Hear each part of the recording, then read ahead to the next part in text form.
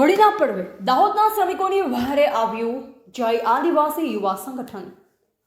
નમસ્કાર મિત્રો, આગામી હોળીના પર્વને હવે ગણતરીના દિવસો બાકી છે, ત્યારે આદિવાસી બાહુલ્ય ધરાવતા દાહોદ જિલ્લાના શ્રમિકોની મુશ્કેલીઓને વાંચ આપવા માટે જય આદિવાસી યુવા સંગઠન મેદાને આવ્યું છે। રોજગારી અર્થે ગુજરાતના ખૂણે ખૂણે વસેલા દાહોદના શ્રમિકો હોળીના તહેવારે માદરે વતન પરત ફરે છે, ત્યારે તેમને પડતી હાલાકીને ધ્યાને રાખી સંગઠન દ્વારા મુખ્યમંત્રીશ્રીને સંબોધિત કલેક્ટરને આવેદનપત્ર પાઠવવામાં આવ્યું છે। શું છે સંગઠનની મુખ્ય માંગણીઓ, જોઈએ આ વિશેષ અહેવાલ। હોળીનો તહેવાર એટલે આદિવાસી સમાજ માટે આસ્થા અને ઉમંગનો પર્વ।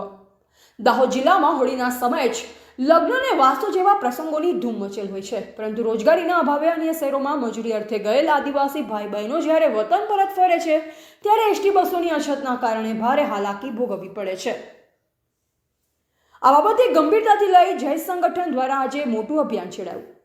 સંગઠનના પ્રદેશ પ્રભારી તરુલતાબેન હઠીલા, પ્રદેશ અધ્યક્ષ અલ્કેશભાઈ કિશોરી અને દાહોદ જિલ્લા પ્રમુખ સુનિલભાઈ ભુરિયાના નેતૃત્વમાં આજે દાહોદ કલેક્ટરને આવેદનપત્ર આપવામાં આવ્યું, જેમાં માંગ કરાઈ છે કે આગામી 28 ફેબ્રુઆરી 2026 થી 5 માર્ચ 2026 દરમિયાન દાહોદ, લીમખેડા, ઝાલોદ, સંજેલી અને ફતેપુરા જેવા ડેપોમાં બસોની સંખ્યા બમણી કરવામાં આવે।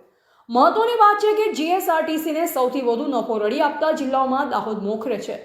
સંગઠન દ્વારા રજૂઆત કરવામાં આવી છે કે આદિવાસી કલ્યાણના બજેટમાંથી જોગવાઈ કરી શ્રમિકો માટે બસનું ભાડું અડધું કરવામાં આવે, જેથી મોંઘવારીના જમાનામાં ગરીબ શ્રમિકોને આર્થિક રાહત મળી શકે। આ અંગે દાહોદ ડેપો મેનેજરને પણ નકલ પાઠવી તાત્કાલિક ઘટતું કરવા રજૂઆત કરાઈ છે।